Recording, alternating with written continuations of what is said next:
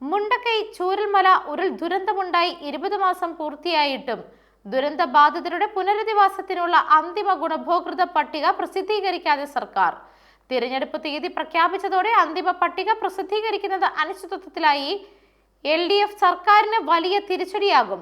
173 ദുരന്ത ബാധിതരെ കൂടി ലിസ്റ്റിൽ ഉൾപ്പെടുത്താനുണ്ടെന്നാണ് ആക്ഷൻ കമ്മിറ്റി അടക്കമുള്ളവർ പറയുന്നത്. കഴിഞ്ഞ വർഷം ഏപ്രിലിൽ അന്തിമ ലിസ്റ്റ് പ്രസിദ്ധീകരിക്കുമെന്നായിരുന്നു ജില്ലാ ഭരണകൂടം അറിയിച്ചിരുന്നത്. അന്തിമ പട്ടിക ഉടനടി തന്നെ പ്രസിദ്ധീകരിക്കുമെന്ന് മന്ത്രി ഉൾപ്പെടെയുള്ളവരും അന്ന് വാഗ്ദാനം ചെയ്തിരുന്നു. നിലവിൽ 410 വീടുകൾ ടൗൺഷിപ്പിൽ ദുരന്തബാധിതർക്കായി ഒരുങ്ങുന്നുണ്ട്. 451 പേർ ഗുണഭോക്തൃ ലിസ്റ്റിൽ ഇടം നേടിയതിൽ ടൗൺഷിപ്പിൽ വീട് ആവശ്യമില്ലെന്ന് 104 കുടുംബങ്ങൾ സത്യവാങ്മൂലം നൽകിയതോടെ പട്ടിക 347 ചുരുങ്ങി.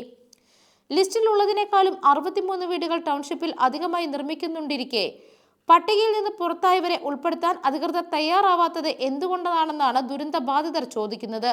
അർഹരായ പലരും പട്ടികയിൽ നിന്ന് പുറത്തായതോടെ പല തവണയായി ആക്ഷേപങ്ങൾ സ്വീകരിക്കുകയും അദാലത്ത് നടത്തുകയും ചെയ്തിരുന്നു. അർഹരായിട്ടും ലിസ്റ്റിൽ നിന്ന് പുറത്തായവരെ പുതുതായി ചേർക്കാൻ ജില്ലാ ദുരന്ത നിവാരണ അതോറിറ്റിയും സർക്കാരിനോട് ശുപാർശ നൽകിയിട്ടും നടപടിയുണ്ടായിട്ടില്ല.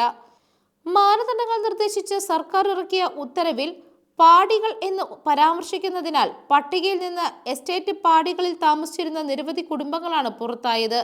നിലവിലുള്ള ഗുണഭോക്തൃ പട്ടികയെക്കുറിച്ചും വ്യാപക പരാതികളാണ് ഉയർന്നത്. അനർഹരെ പട്ടികയിൽ തിരികെ കയറ്റിയെന്ന ആരോപണവുമുണ്ട്. വർഷങ്ങൾക്ക് മുമ്പ് ദുരന്ത മേഖലയിൽ താമസിച്ചിരുന്നവർ പോലും പട്ടികയിൽ ഇടം നേടി.